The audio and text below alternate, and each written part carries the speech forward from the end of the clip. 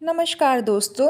आज हम आपको श्री रामचरितमानस के सुंदरकांड से वह चौपाइयाँ सुनाएंगे जिसमें श्री हनुमान जी लंका में प्रवेश करके और क्या क्या लीलाएं कर रहे हैं उनका आनंद लीजिए। बोलिए जय श्री राम, जय सीताराम। पुर खरवारे देखी बहु कपि मन कीन विचार, अति लघु रूप धरो निसी नगर करो पैसार। नगर के बहुत संख्यक रखवालों को देखकर हनुमान जी ने मन में विचार किया कि अत्यंत छोटा रूप धरूं और रात के समय नगर में प्रवेश करूं। मसक समान रूप कपिधरी लंकहि चले सुमरी नरहरि, नाम लंकनी एक निशीचरी सो कहे चले सी मोहि निंदरी। हनुमान जी मच्छर के समान छोटा सा रूप धारण कर नर रूप से लीला करने वाले भगवान श्री रामचंद्र जी का स्मरण करके लंका जी को चले। लंका के द्वार पर लंकनी नामक की एक राक्षसी रहती थी। वह बोली, मेरा निरादर करके बिना मुझसे कहाँ चला जा रहा है? जाने ही नहीं मरमू सट मोरी, मोर आहार जहाँ लगी चोरा। मुटिका एक महाकपिहनी, रुधिर ममत धरनी ठन मनी। हे मूर्ख, तूने मेरा भेद नहीं जाना। जहाँ तक चोर हैं वे सब मेरे आहार हैं। महाकपि हनुमान जी ने उसे एक घूसा मारा जिससे वह खून की उल्टी करती हुई पृथ्वी पर लुढ़क पड़ी। पुनि संहारी उठी सो लंका, जोरी पानी कर विनय शंका। जब रावण ब्रह्म बर दीना, चलत बिरंची महा कहा मोहि चीन्हा। वह लंकनी फिर अपने को संभाल कर उठी और डर के मारे हाथ जोड़कर विनती करने लगी। वह बोली, रावण को जब ब्रह्मा जी ने वर दिया था तब चलते समय उन्होंने मुझे राक्षसों के विनाश की यह पहचान बता दी थी कि बिकल हो सीते कपि के मारे, तब जने सुनिश्चर संघारे। तात मोर अति पुण्य बहुता, देखो नयन राम कर दूता। जब तू बंदर के मारने से व्याकुल हो जाए तब तू राक्षसों का संहार हुआ जान लेना। हे तात, मेरे बड़े पुण्य हैं जो मैं श्री रामचंद्र जी के दूत आपको नेत्र से देख पाई। तात स्वर्ग आप वर्ग, सुख धरे तुला एक अंग। तूल न ताहि सकल मिली, जो सुख लव सत्संग। हे तात, स्वर्ग और मोक्ष के सब सुखों को तराजू के एक पल्ले में रख जाए तो भी वे सब मिलकर दूसरे पल्लर पर रखे हुए उस सुख के बराबर नहीं हो सकते जो लव क्षण मात्र के सत्संग से होता है। प्रभसी नगर की जय सब काजा, हृदय राखे कौशलपुर राजा। गरल सुधारि पुकर है मिताई, गोपद सिंधु अनल सितलाई। अयोध्यापुरी के राजा श्री रघुनाथ जी को हृदय में रखे हुए नगर में प्रवेश करके सब काम कीजिए। उसके लिए विष अमृत हो जाता है, शत्रु मित्रता करने लगते हैं, समुद्र गाय के खुर के बराबर हो जाता है, अग्नि में शीतलता आ जाती है।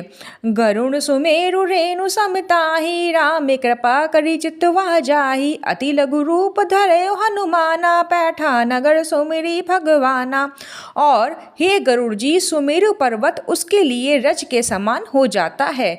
जिसे श्री रामचंद्र जी ने एक बार कृपा करके देख लिया, वह हनुमान जी ने बहुत ही छोटा रूप धारण किया और भगवान का स्मरण करके नगर में प्रवेश किया। मंदिर मंदिर प्रति करी शोधा, देखे जहाँ तहाँ अनगित जोधा। गयो दसानन मंदिर माही, अति विचित्र कही जात न सो नाही। उन्होंने एक एक प्रत्येक महल की खोज की, जहाँ तहाँ असंख्य योद्धा देखे। फिर वे रावण के महल में गए। वह अत्यंत विचित्र था जिसका वर्णन नहीं किया जा सकता। शयन किए देखा कपिते ही, मंदिर महुना देखी बेदेही। भवन एक पुनि दिख सोहावा, हरि मंदिर विभिन्न बनावा। हनुमान जी ने उस रावण को शयन करते किए देखा, परंतु महल में जानकी जी नहीं दिखाई दी। फिर उस सुंदर महल दिखाई दिया जहां उसमें भगवान का एक अलग मंदिर बना हुआ था। रामायुध अंकित ग्रह, शोभा बरनी न जाए। नव तुलसी का वृंद तहाँ, देखे हर्ष कपिराय। वह महल श्री राम जी के आयुध धनुष बाण के चिन्ह से अंकित था। उसकी शोभा वर्णन नहीं की जा सकती।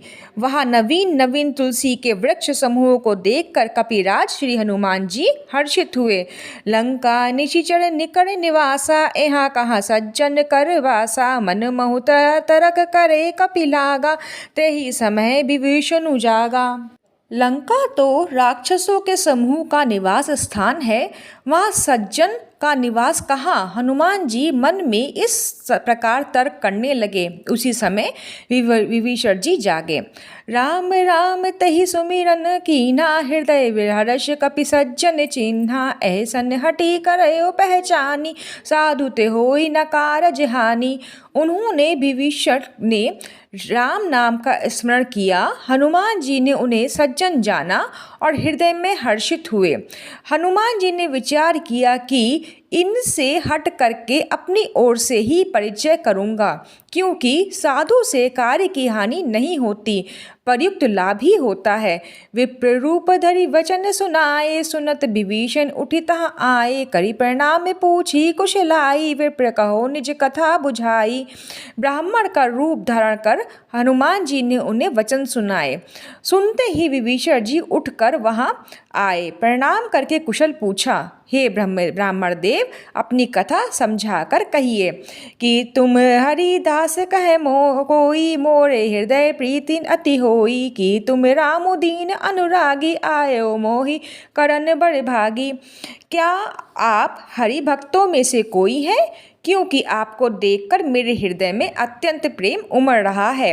अथवा क्या आप दीनों से प्रेम करने वाले स्वयं श्री राम जी ही हैं, जो मुझे बड़भागी बनाने घर बैठे दर्शन देकर कृतज्ञ करने आए हैं। तब हनुमंत कही सब राम कथा निज नाम, सुनत जुगल तन पुलक मन, मगन सुमिरे गुणग्राम। तब हनुमान जी ने श्री राम जी की सारी कथा कहकर अपना नाम बताया। सुनते ही दोनों के शरीर पुलकित हो गए और श्री राम जी के गुण समूह का स्मरण करके दोनों के मन मग्न हो गए। सुनो पवन सुत हर रहनी हमारी, जिमि दशाने महु जीभ विचारी, तात कभौ मोहे जानी, अनाथा करहे कृपा भानुकुल नाथा। विभीषण जी ने कहा, हे पवनसुत, मेरी गृहिणी सुनो। मैं यहाँ वैसे ही रहता हूँ जैसे दांतों के बीच में बेचारी जीभ। हे तात, मुझे अनाथ जानकर सूर्य कुल के नाथ श्री रामचंद्र जी क्या कभी मुझ पर कृपा करेंगे? तामस तनु कछु साधन नाही, प्रीति न पद सरोज मन माही, अब मोहे भाव भरोसे तो मनता, बिनु हरि कृपा मिले नहीं संता। मेरी तामसी राक्षस शरीर होने से साधन तो कुछ बनता नहीं और ना मन में श्री रामचंद्र जी के चरण कमलों में प्रेम ही है। परंतु हे हनुमान, अब मुझे विश्वास हो गया कि श्री राम जी की मुझ पर कृपा है, क्योंकि हरि की कृपा के बिना संत नहीं मिलते। जो रघुवीर अनुग्रह कीना, तो तुम मोहि दर्श हटि दीना, सुनो विभीषण प्रभु के रीति, करहे सदा सेवक पर प्रीति। जब रघुवीर ने कृपा की है तभी तो आपने मुझे हट करके अपनी ओर से दर्शन दिए हैं। हनुमान जी ने कहा, हे विभीषण जी सुनिए, प्रभु की यही रीति है कि वे सेवक पर सदा ही प्रेम किया करते हैं। कहो कवन में परम कुलीना, कपि चंचल सब है विधिहीना, प्रात ले जो नाम हमारा, तहि दिन ताहि न मिले आहारा। भला कहिए, मैं ही कौन बड़ा कुलीन हूँ, चंचल वानर हूँ और सब प्रकार से नीच हूँ। प्रातःकाल जो हम लोगों का नाम ले ले तो उस दिन उसे भोजन ना मिले।